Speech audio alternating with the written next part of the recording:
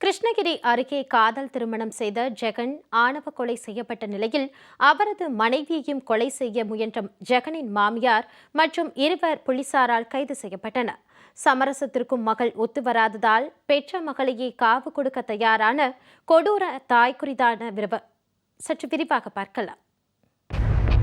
கிருஷ்ணகிரி அடுத்த கிட்டம்பட்டி அருகே உள்ள வாத்தியார்கொட்டாய் பகுதியைச் சேர்ந்த டைல்ஸ் வெட்டும் தொழிலாளியான ஜெகனும், அவதானப்பட்டியை அடுத்த முழுக்கான் கொட்டாயைச் சேர்ந்த சரண்யாவும் நீண்ட நாட்களாக காதலித்து வந்தனர்.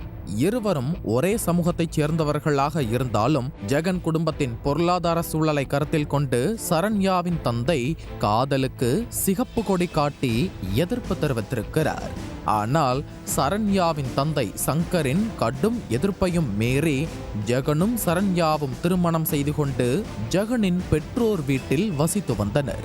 இதனால் கடும் ஆத்திரத்தில் இருந்த சரண்யாவின் தந்தை ஜெகனை கொல்ல திட்டம் போட்டு அதன்படி கடந்த மார்ச் 21ஆம் தேதி டேம் ரோட்டில் பைக்கில் வந்த ஜெகனை இரு இளைஞர்களும் வழிமறித்து துடிதுடிக்க கழுத்தை அறுத்து ஆணவ படுகொலை செய்தனர்.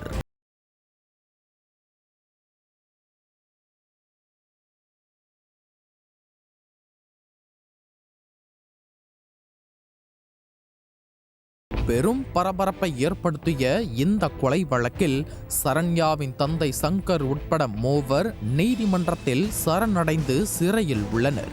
காதல் கணவனை தன்னை பெற்ற தாயே வெட்டி கொலை செய்த வேதனையில் இருந்த சரண்யா வாத்தியார்கொட்டாய் கிராமத்தில் தனது மாமனார் வீட்டில் வசித்து வருகிறார். இந்த நிலையில் கடந்த 26ஆம் தேதி சரண்யா வீட்டில் தனியாக இருந்தபோது அங்கு சென்ற சரண்யாவின் தாயார் ரத்தினம்மாள் மற்றும் சிலர் ஜெகனை கொன்ற தனது கணவர் சங்கருக்கு எதிராக நீதிமன்றத்தில் சாட்சியம் அளிக்க கூடாது என சரண்யாவை மிரட்டி உள்ளனர். ஆனால் தாயின் மிரட்டலுக்கு அஞ்சாத சரண்யா, நான் நீதிமன்றத்தில் கண்டிப்பாக ஆஜராவேன் எனவும் தன் கணவரை கொன்றவர்களுக்கு எதிராக கண்டிப்பாக சாட்சி கூறுவேன் எனவும் கூறியிருக்கிறார்.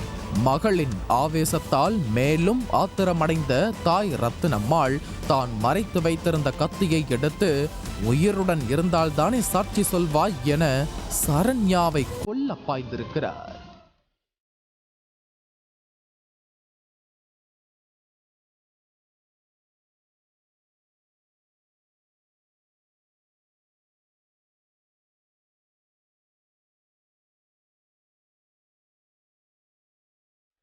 அப்போது சரண்யாவின் சத்தம் கேட்டு அக்கம் பக்கத்தினர் ஓடி வந்தனர்.